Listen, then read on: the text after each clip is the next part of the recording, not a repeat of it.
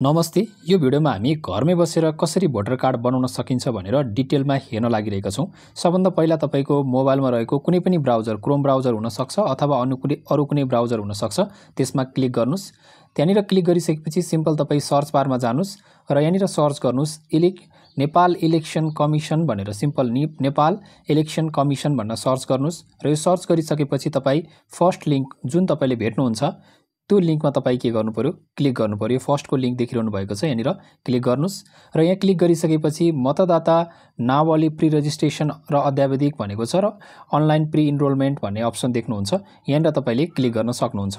यहाँ क्लिक गरिसकेपछि फेरि तपाईँ अर्को पेजमा पुग्नुहुन्छ जहाँ तपाईँले नयाँ दर्ता र नामावली अध्यावधिक देख्नुहुन्छ। तपाईँले नयाँ दर्ता गराउन लागिरहनु भएको छ, फर्स्ट टाइम बनाउन लागिरहनु भएको छ भने नयाँ दर्तामा क्लिक गर्नुस् र तपाईँको भोटर कार्डमा केही त्रुटिहरू छ भने चाहिँ नामावली अध्यावधिकमा तपाईँले क्लिक गर्न सक्नुहुन्छ। अहिले हामी नयाँ बनाउन लागिरहेको छौँ, त्यही भएर नयाँ दर्तामा क्लिक गरौँ। अब यहाँनिर चाहिँ तपाईँले केही इन्फर्मेसन्सहरू भर्नुपर्ने हुन्छ। तपाईँको जुन राष्ट्रिय परिचय पत्र चाहिँ बनाइसकेको हुनुपर्छ, त्यही राष्ट्रिय परिचय पत्रमा भएको बायोमेट्रिक्सहरू यानि कि तपाईँको व्यक्तिगत विवरणहरू चाहिँ यहाँनिर तानेर लिने हो है। त्यही भएर हामीलाई सजिलो भएको छ। अब राष्ट्रिय परिचय पत्र नम्बर राख्नु पर्यो पहिला चाहिँ होइन, सर र तपाईँले राखिदिनुहोस्। यहाँ सुरुमा ड्यास लिँदैन, यसले अलिकति राख्दै गएपछि आफै लिन्छ। जे जस्तो फर्मेटमा भए पनि तपाईँले ड्यास नराखिकन राख्दा भयो। अनि त्यसपछि जन्ममिति तपाईँको एडीमा भनेको इङ्ग्लिसमा राख्नु पर्यो। तपाईँले यो डेट चुज गर्दाखेरि जस्तो यो 2025 को छेउमा क्लिक गर्नुभयो भने सिम्पली तपाईँले अब सर र यो कुन चाहिँ तपाईँ कुन डेटमा जन्मिनु भएको त्यो राख्नु पर्यो।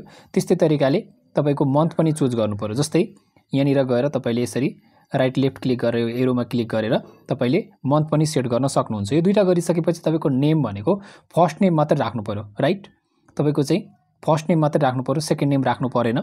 त्यसपछि यहाँनिर सिम्पल तपाईँको म्याथमेटिकल क्वेसन हुन्छ, 5 + 3 = कति हुन्छ भनेर। सो त्यो सोध्छ, त्यो चाहिँ तपाईँले अब सिम्पल जस्तो 8 हुन्छ मेरो केसमा, तपाईँले एउटा एआई हो कि होइन, के अरे सरी रोबोट हो कि होइन भनेर चेक गरिरहेको हुन्छ। सो त्यो गरिसकेपछि एनआइएनबाट विवरण प्रमाणीकरण गर्नुहोस् भन्ने अप्सनमा क्लिक गर्नु पर्यो। सिम्पल म यो इन्फर्मेसन्सहरू पहिला भर्छु है त। सो अब तपाईँले चाहिँ यति फर्म भरिसकेपछि योभन्दा पछाडि चाहिँ तपाईँको सबै नेसनल आइडेन्टिटी कार्ड बनाउँदाको इन्फर्मेसन्सहरू आउँछ।